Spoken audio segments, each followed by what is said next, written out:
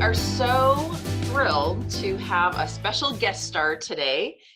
Brian Shapiro has been so wonderful to get together with us and allow me to do a little interview with him to share with the Pathfinders. So welcome, Brian Shapiro, author of Exceptionally Human Airport Experience. Oh, thank you, Darlesa. It's a pleasure to be here. Great. Well, I would love to ask you a few questions if you don't mind, and talk about your book and your experience. I know that you've had years of experience as a professor and an instructor of communication, and you've been an author for a while, several books that you have, right? And so I was curious, what really brought you to write the book on the Exceptionally Human Airport Experience, particularly? What brought me to write about airports and communication? As you mentioned, with a background in communication, I've always been fascinated with the human communication process. And as someone who's been a lifelong traveler and an aviation buff and an airport fan, I began to see the connection between the way people are communicating in airport environments and how that's impacting people's experience and perceptions of airports. And as I brought my sort of professor communication side into the airport world, I began to see all these opportunities for people to be able to use communication as a way to create these really wonderful experiences with people. And it's something that everybody has within them. They just need to discover how they can tap into it themselves, hence the birth of the book. That's awesome. I mean, that's really exciting. So what is the most important message that you would like people to take from your book? I want people to realize how much power they have to shape someone's experience simply by the words that they choose and how they deliver those words to people. If they can be a bit more empathetic, if they can listen a little bit more, they will come to discover that there are opportunities for them to really create positive experiences for people. That doesn't take a tremendous amount of effort on their part.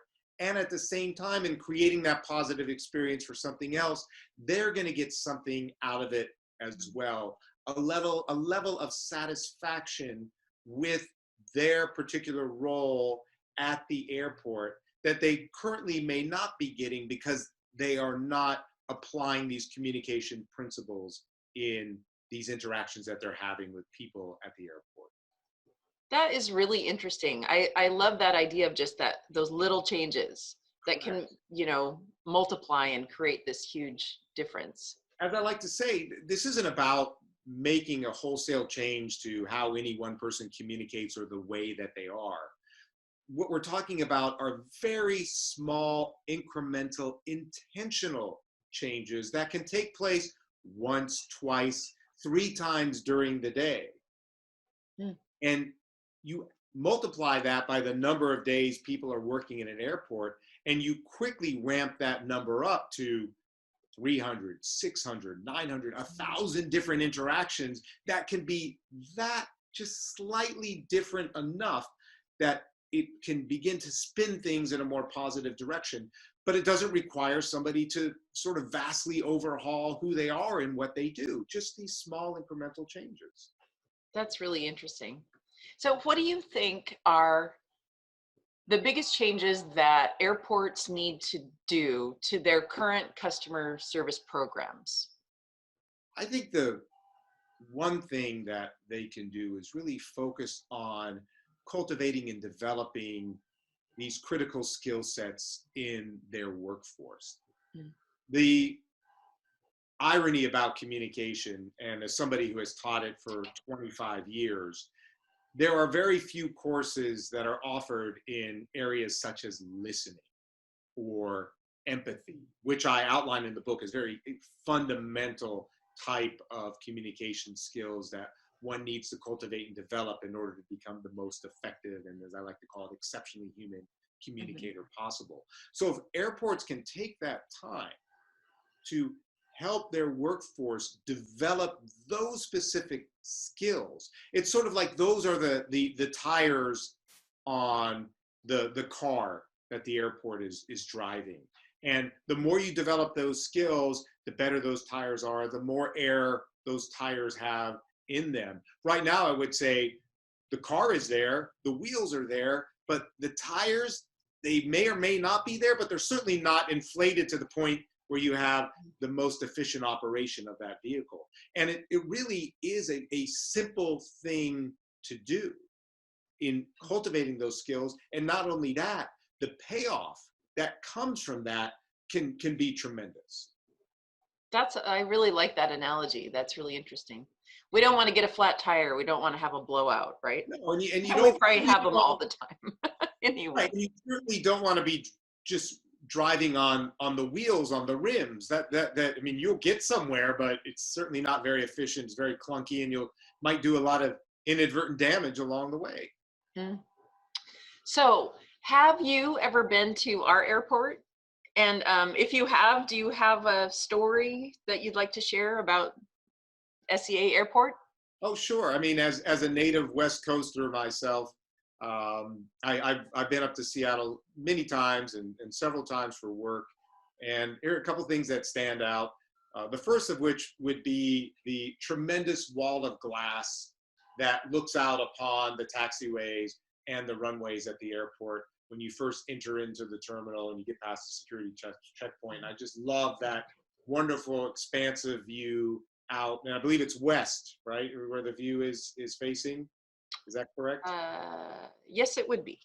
Yeah. So that I love that part of the airport. I love the openness of that space and the light that comes into that space. And then the other area that I really appreciate, and I believe it's the terminal that Southwest Airlines comes into, where you have the water fountains, but then you have the mosaic on the tile on the floor that sort of replicates is it the salmon run that's taking place that leads to the water fountain. I thought that was very cool, and it gives you this feel like I am in the Pacific Northwest, and it's an area with an abundance of water and an abundance of water life and fish, and it really just connects you to that sense of place, and that's another feature that I really loved about the airport.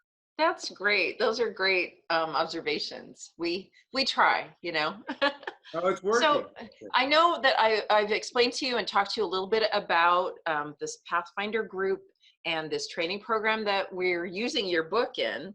And, Pathfinders, they are probably, I think without a doubt, they're the port's most important customer service people at our airport. So I was wondering, what would you like to say to that Pathfinder group to help motivate them and maybe inspire them as customer service representatives? Oh, sure. I mean, the first thing I would say is thank you. I mean, thank you for being in a position to really be able to shape people's experiences. And as I mentioned in the book, and it's cited from a source that says anywhere from 20 to 40% of people who go to airports to take a trip are afraid.